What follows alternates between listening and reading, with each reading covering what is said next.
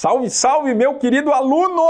Tudo bem contigo aí do outro lado da tela? Eu sou o professor Thiago Vidal e hoje trataremos a respeito de uma lei que despenca em concurso. Tá aqui a bichinha, ó. Lei 14.133 de 2021, que é a famosa Lei Geral ou Marco das Licitações e Contratos Administrativos. Perceba, a lei ela é relativamente extensa, mas obviamente que nós, fazendo os recortes, os ajustes necessários, conseguimos enxugá-la para que ela seja melhor compreendida. Para que a gente possa entender qual ou para que o nosso legislador fez esta bagaça chamada, numerada, melhor dizendo, de 14.133, nós vamos estampar quais são os objetivos da Lei de Licitações e Contratos. Se você parar para pensar, é até um raciocínio lógico, ele é indutivo. Licitação, para que serve, professor? Serve para que a administração pública ela consiga contratar, ela consiga adquirir bens, perfeito? Dentro de uma proposta mais vantajosa, que venha a atingir um resultado mais vantajoso para ela. E, obviamente, sendo uma obrigação, essa é a regra da administração pública, ela tem por dever licitar, ela também acaba abrindo oportunidade a todos aqueles que tenham interesse em contratar com a administração que possam fazê-lo desde que sejam submetidos, que respeitem as regras estabelecidas na lei. Ok? Então olha só, vem comigo, se liga, tá na tela aí quais são os objetivos do processo licitatório. O processo licitatório tem dentre os principais. Então percebam, a lei nos traz um rol exemplificativo. Estes são os principais e, obviamente, os mais cobrados em prova. Inciso número 1. Assegurar a seleção da proposta apta a gerar o resultado de contratação mais vantajoso para a administração pública, inclusive no que se refere ao ciclo de vida do objeto. Olha só que interessante. Então, o primeiro objetivo aqui, a gente pode estampá-lo como busca do resultado. Resultado, essa é a palavra do dia, do resultado mais vantajoso. Vantajoso. Ok? Olha só que interessante. Lá na Lei 8666, nós já tínhamos a ideia da proposta, da busca da proposta mais vantajosa. E nem sempre proposta mais vantajosa significa pagar menos ou vender pelo um valor mais elevado, ok? E aí, de forma clara, o nosso legislador, quando trouxe o novo marco das licitações, ele utilizou a expressão resultado mais vantajoso, para deixar de forma clara, não abrir margem de dúvidas, que nem sempre é quando a administração paga menos ou vende mais caro, perfeito? Então, olha só, vez ou outra, dependendo obviamente do contexto, ela pode até pagar mais. Pode. Só que o resultado obtido vai ser o quê? Vai trazer mais benefícios, mais vantagens à administração. Por exemplo, se a administração pública contrata, sei lá, uma empresa, né, e essa empresa é especializada em achar vazamento de água. E aí todas as repartições públicas eles vão vazar e falar, ó, se a gente diminuir, sei lá, em 30% o consumo de água das repartições, paga tanto. Né? Se for 50%, paga tanto. Ele pode fazer uma vinculação entre a busca de uma vantagem maior em relação aos termos do contrato. Então vai ser mais vantajoso se reduzir, ok? O consumo vai ser mais vantajoso para a administração. É isso que busca o processo licitatório. Perfeito? E olha só que interessante, né? A ideia aqui é que o resultado ele também leva em consideração a vida útil do objeto licitado. Muitas das vezes, a administração pública, buscando um menor preço, ela comprava muito material, adquiria muito mais do que precisava e esse material acabava ficando obsoleto, ok? Então, às vezes ou não, na maioria das vezes, compensa a administração adquirir menos, porque dada a evolução da tecnologia, as especificidades, as características do objeto, eles podem ficar defasados, podem se deteriorar com o transcurso do tempo. Muito interessante essa previsão aí também trazida pelo legislador.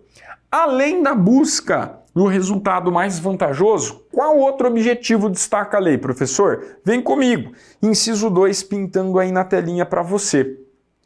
Assegurar tratamento isonômico entre os licitantes, bem como a justa competição. Então, olha só, a gente consegue também extrair aí alguns princípios. Legal? Então, a ideia do tratamento isonômico, princípio, obviamente, da isonomia, tratamento isonômico,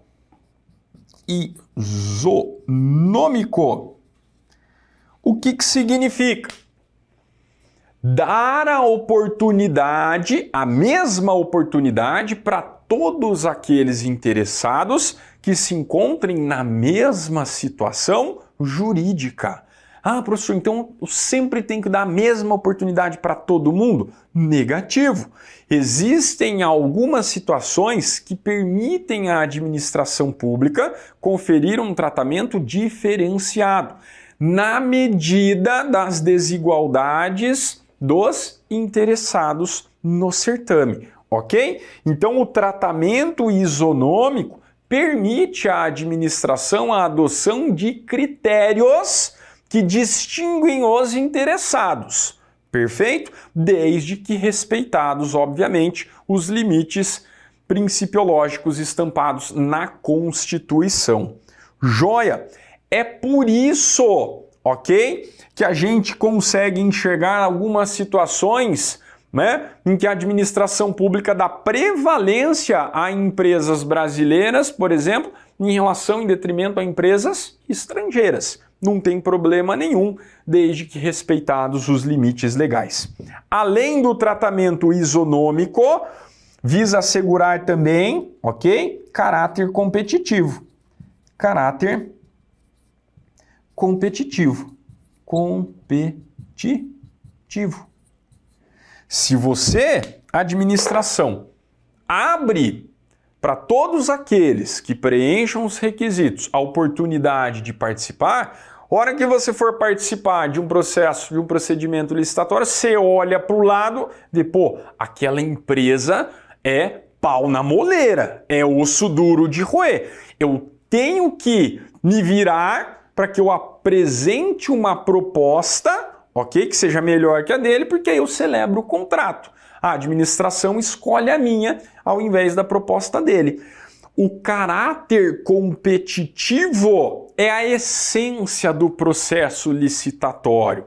Obviamente que existem situações em que não existe possibilidade de competição, nos casos de inexigibilidade de licitação. Não tem o porquê, não tem como você abrir procedimento licitatório, perfeito? Dá um exemplo aí, no caso de produtor exclusivo, tem um só. Tem caráter competitivo? Não. Então, via de regra, desde que viável, um dos objetivos é justamente o quê? Preservar o caráter competitivo.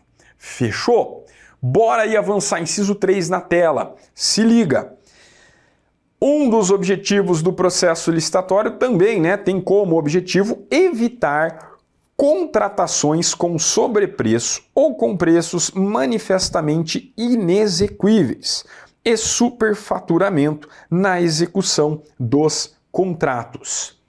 Também, embora seja um objetivo lógico, nós não tínhamos essa expressa previsão legal como objetivo da licitação de evitar-se o superfaturamento, né, a inexequibilidade do contrato. Às vezes, o ganhador, ele levava, mas não conseguia cumprir com as regras do jogo, não conseguia adimplir o contrato.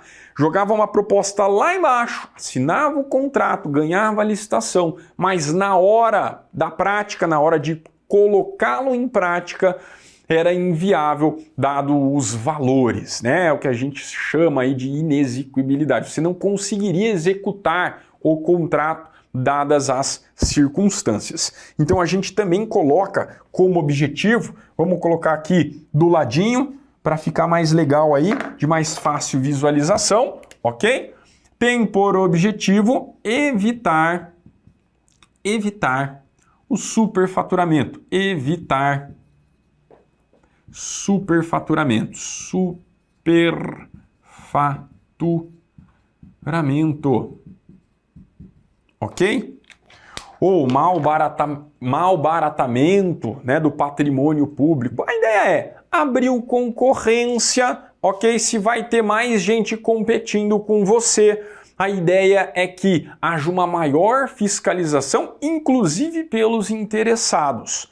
Olha, a não ser naquelas hipóteses em que a formação de cartel, a fraude no processo licitatório, aí é outra história. Perfeito? E por fim, não menos importante, inciso 4, está aí na tela para você. Ficou meio apertadinho, mas dá para ler aí, ó. Incentivar inovação e desenvolvimento nacional sustentável. Então, olha só, a ideia é justamente, ok? Fomentar inovação e desenvolvimento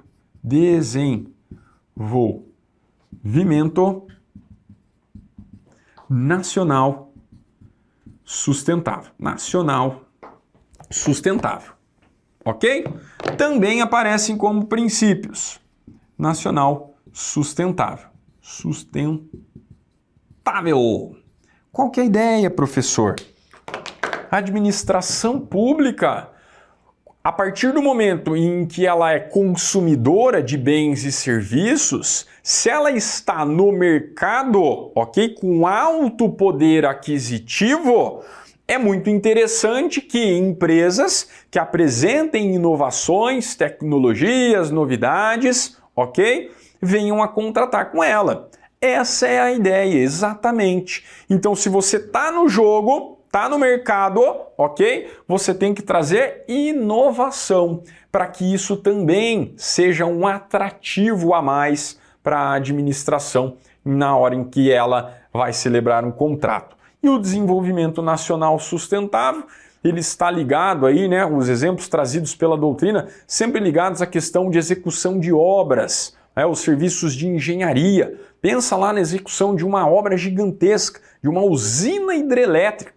Né? Então serão exigidos aí estudo de impacto ambiental, né? O remanejamento de animais, reflorestamento, enfim. A ideia é trazer inovação, tecnologia, mas também preservando-se os recursos naturais existentes. Né? É aquela casadinha, o direito administrativo andando lado a lado com o direito ambiental. Fechado? Beleza.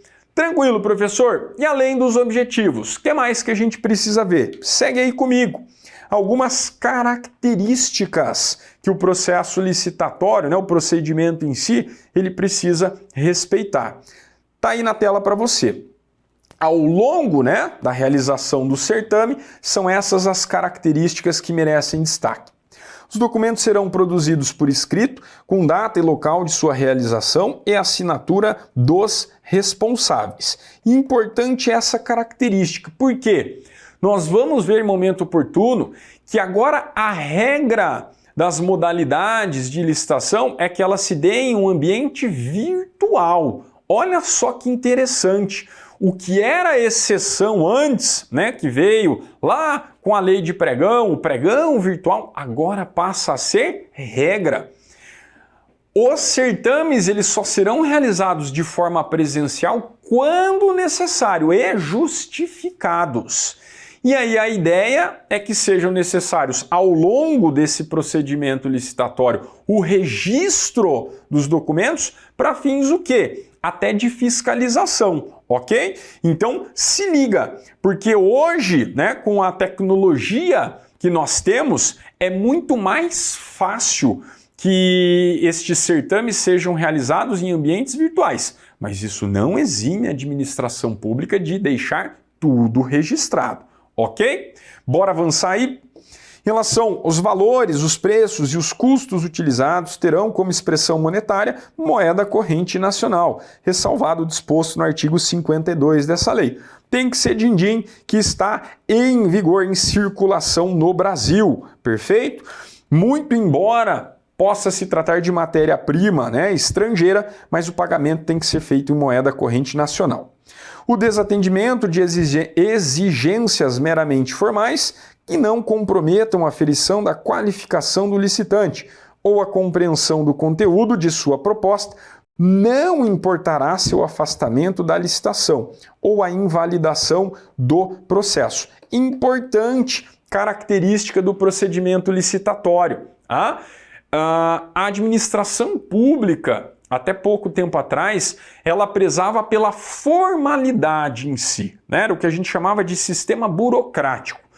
E com o advento das novas leis que tratam sobre a aplicação do direito administrativo, fica cada vez mais claro que a administração ela busca o resultado em detrimento às formalidades. Isso não significa que pode haver um atropelo aí.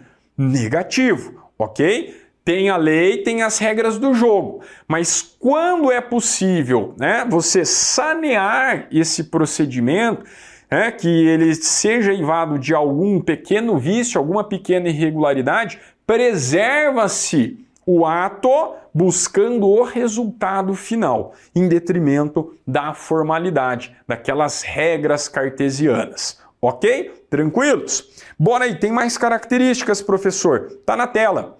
A prova de autenticidade de cópia de documento público ou particular poderá ser feita perante agente da administração, mediante apresentação de original ou de declaração de autenticidade por advogado, sob sua responsabilidade pessoal. Mais uma vez, aqui princípio da celeridade em voga, ok? Era muito comum repartição pública causar, não empecilhos, mas exigir, a prevalência de formalidades em detrimento ao resultado, perfeito? Então o advogado agora, obviamente, recaindo a responsabilidade sobre si, ele pode conferir autenticidade à documentação, ok? Muitas empresas contratam advogados para que possam fazer parte de procedimentos licitatórios em nome da empresa, justamente já por terem conhecimento técnico da área, ok? E aí, na medida do possível, fazer as intervenções necessárias.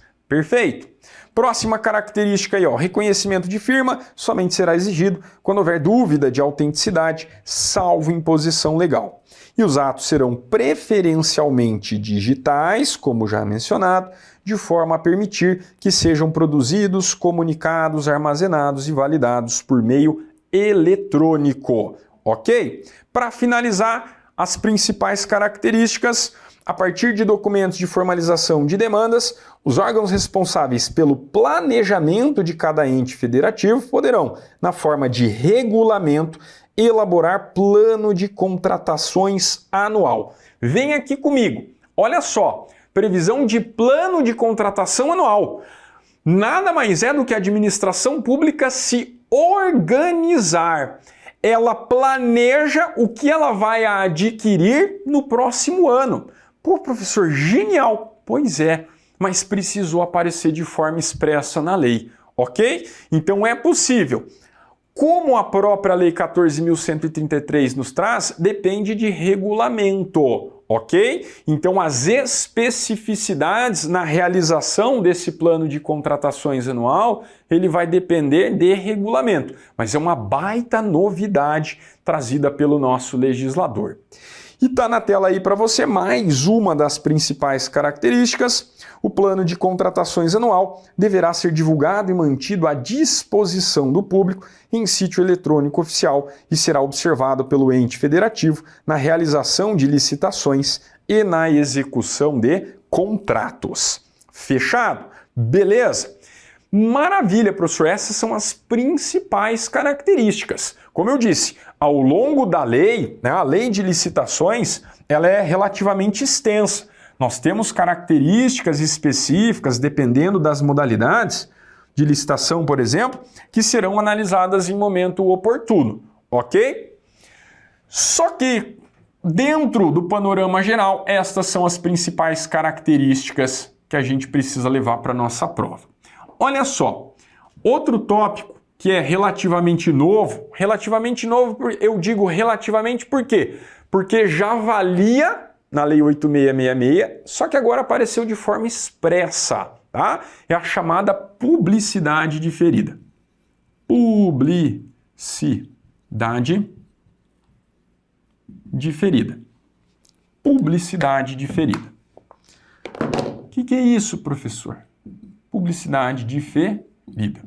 Então, esse tópico é importante e a gente precisa contextualizá-lo, partindo da regra, e a gente vê quais são as disposições gerais.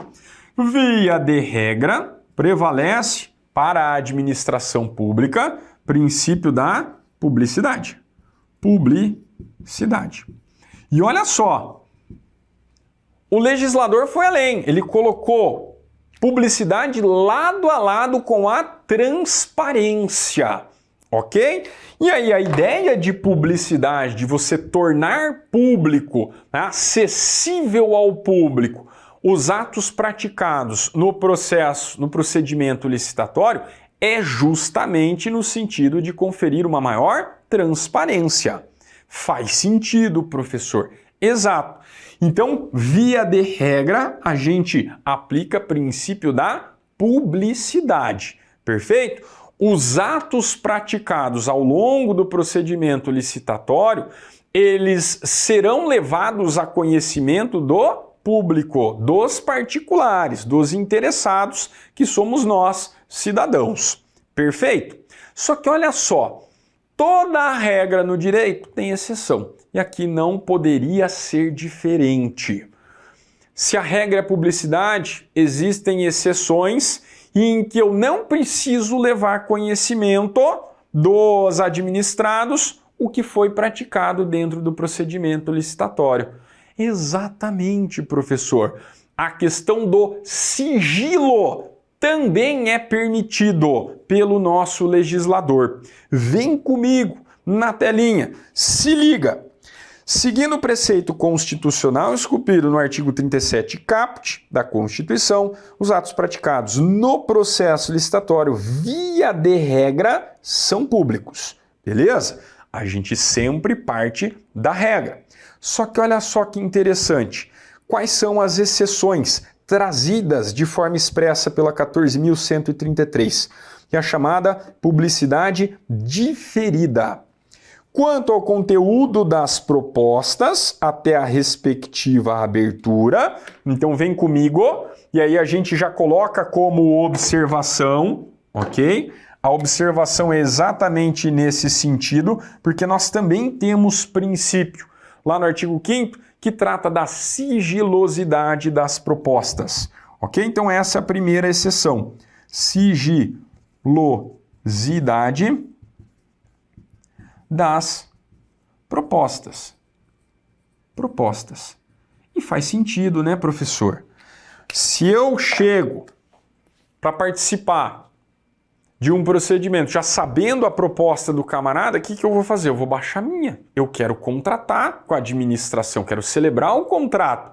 Até porque eu sei que o contrato administrativo é uma via de mão dupla. Tem que ser bom para a administração, tem que ser bom para o interessado, para o contratado, ok? Então a sigilosidade das propostas, ela visa preservar o quê? O caráter de concorrência, joia? o caráter ali de competitividade. Essa é a palavra. Por isso que a gente consegue enxergar essa primeira exceção. Então, na apresentação das propostas, óbvio, né? Normalmente, quando era físico o procedimento, se apresentava no envelope lacrado, chegava lá na hora, era aberto o envelope com a apresentação das propostas. Hoje é tudo digital, essa é a regra, tá? Pregão eletrônico, todas as propostas são enviadas ali via aplicativo. Perfeito? Via sistema apto para tanto.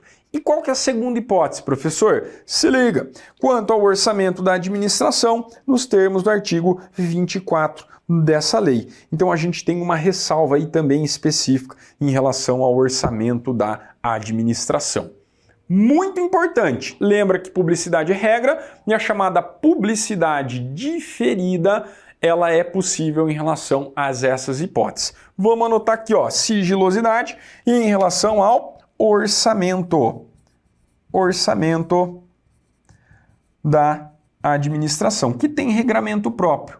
Por isso que ele também entra aí nas hipóteses excepcionais. Fechado, tranquilítico. Bora avançar. Além da publicidade, professor, o que a gente tem ainda em relação ao procedimento licitatório? Vem comigo, artigo 14. Ele trata da vedação à participação em processo licitatório. Perfeito? Então, olha só, o artigo 14 diz: não poderão disputar licitação ou participar da execução de contrato direta ou indiretamente. E aí ele traz um rol. Inciso 1, autor do anteprojeto, do projeto básico ou do projeto executivo, pessoa física ou jurídica, quando a licitação versar sobre obras, serviços ou fornecimento de bens a ele relacionados. 2, empresa, isoladamente ou em consórcio, responsável pela elaboração do projeto básico ou do projeto executivo, ou empresa da qual o autor do projeto seja dirigente, gerente, controlador, acionista ou detentor de mais de 5% do capital com direito a voto, responsável técnico ou subcontratado, quando a licitação versar sobre obras, serviços ou fornecimento de bens a ela necessários. Segue o artigo 14. Pessoa física ou jurídica que se encontre, ao tempo da licitação, impossibilitada de participar da licitação em decorrência de sanção que lhe foi imposta. Por exemplo, se o camarada foi condenado por ato de improbidade, ele não pode contratar com a administração pública, lá nos termos da legislação pertinente, da 8429. Perfeito? Volta aqui, inciso 4. Aquele que mantenha vínculo de natureza técnica, comercial, econômica, financeira, trabalhista ou civil com dirigente do órgão ou entidade contratante ou com agente público que desempenhe função na licitação, chamado agente de contratação, né? Ou atue na fiscalização, na gestão do contrato, ou que dele seja cônjuge, companheiro ou parente em linha reta, colateral ou por afinidade, até terceiro grau, devendo essa proibição constar expressamente do edital de licitação.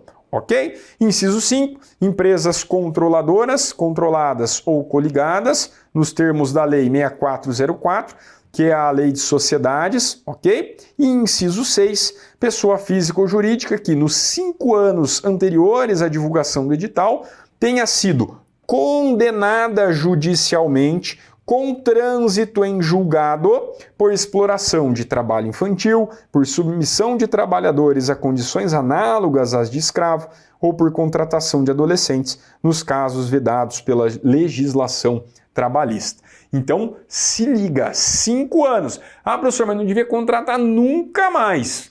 Lembrando que não existe pena de caráter perpétuo, tá? Então, esses 5 anos contados a partir do trânsito em julgado de sentença condenatória. Fechou? Tranquilos? Então, olha só. Vimos quais são os objetivos, pelo menos o raciocínio. Também abordamos sobre publicidade diferida.